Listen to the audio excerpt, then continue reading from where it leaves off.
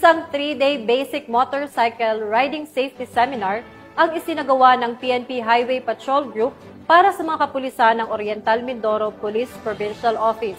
Ito ay kasama sa pagpapaigting ng programa ng pambansang pulisya na mabilisang pagtugon sa tawag ng ating mga kababayang nangangailangan ng tulong.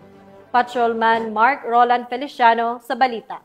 Nagtagumpay nga 3-day basic motorcycle riding safety seminar na ginanap sa Motorcycle Riding Academy sa Barangay Sapul, Calapan City sa Oriental Mindoro. Pinangunahan ito ng mga tauhan ng HPG Mimaropa sa pamumuno ng kanilang regional chief na si Police Colonel Christian B. De La Cruz at pakikipag-ugnayan sa Police Regional Office Mimaropa sa pamumuno ng Regional Director na si Police Brigadier General Roel C. Rodolfo. Sa pagsisimula ng nasabing aktibidad ay pinangunahan ito ng mga safety reminders sa pagmumotor at ang kahalagahan ng pagkakaroon ng knowledge about basic motorcycle training. Para saan nga ba at ano ang kahalagahan ng aktibidad na ito?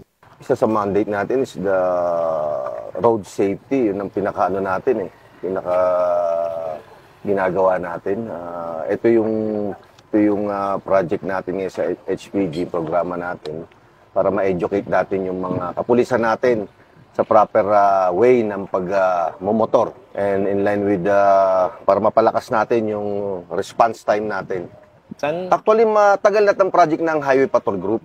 Itong mga ginagawa nating training. Pero this is the first time na yung mga local police natin dito sa Mimaropa, yun ang ititry natin. Umabot naman sa 30 partisipante na mula sa Oriental Mindoro Provincial Office ang nakilahok sa nasabing pagsasanay. Layunin nito na masigurong handa ang bawat kapulisan pagbibigay ng agarang tulong sa ating mga kababayan. Bilang Guardian of the Highways, ang HPG ay patuloy magsasagawa ng mga aktibidad at pagsasanay para sa ikagaganda ng serbisyo ng mga uniform forces ng ating bansa. Muli kami ang Highway Patrol Group, ang kakampi nyo sa kalsada na patuloy na magbibigay ng serbisyong HPG. Dahil dito sa ating bagong Pilipinas, ang gusto ng pulis, ligtas ka. At sa iba pang balitang serbisyong HPG, tumutok lamang sa aming YouTube channel at Facebook page na Police News Network.